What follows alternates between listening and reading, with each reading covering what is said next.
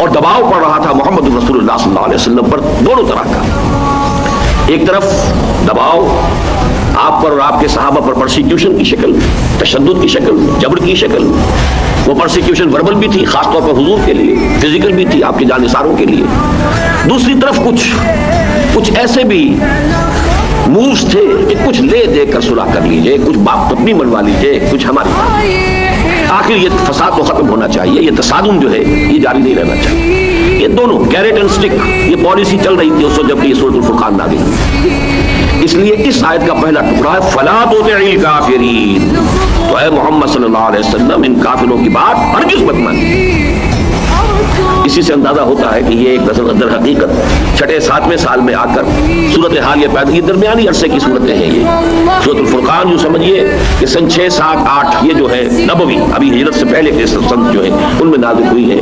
تو وہ تشدد نے جب یہ محسوس کر لیا کہ ہم فیل ہو گئے ہیں، تشدد کے ذریعے بات نہیں بن رہی ہے، تو کوئی لالچ کسی طرح کا کمپرومائز ودوا لو تدہنوا فیدہنون.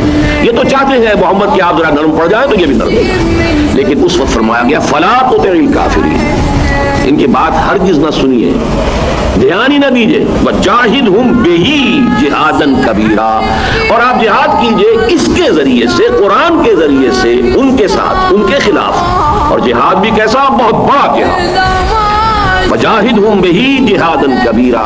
اس آیت سے میں نے آج کا عنوان جو ہے اخذ کیا ہے قرآن کے ذریعے جہاد اکبر.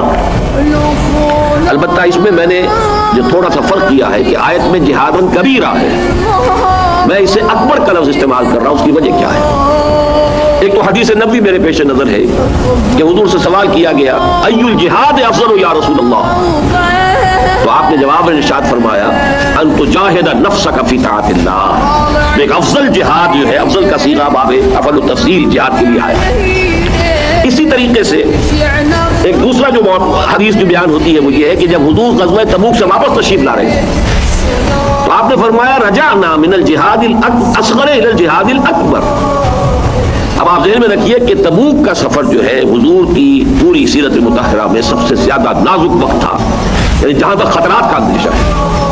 اس کے لیے یہ کہ سلطنت روما سے ٹکراؤ شروع ہو چکا ہے، وقت کی 2 سپر پاورز میں سے ایک بڑی سپر پاور ہے، اور اس وقت اس کے حوصلے بھی بہت بلند ہیں. ایرانیوں پر انہیں ایک بہت بڑی فتح حال ہی میں حاصل ہوئی تھی، اس کے ساتھ ٹکراؤ.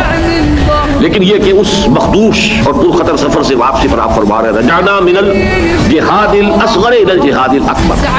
میں اس حدیث کا مفہوم کیا ہے میں اس تفصیل میں سب نہیں جاؤں گا، لیکن جہاد اکبر کا لفظ یہاں موجود ہے اور میں نے ان 2 حدیثوں کی بنیاد پر عنوان میں لفظ استعمال کیا ہے قرآن حکیم کے ذریعے جہاد اکبر.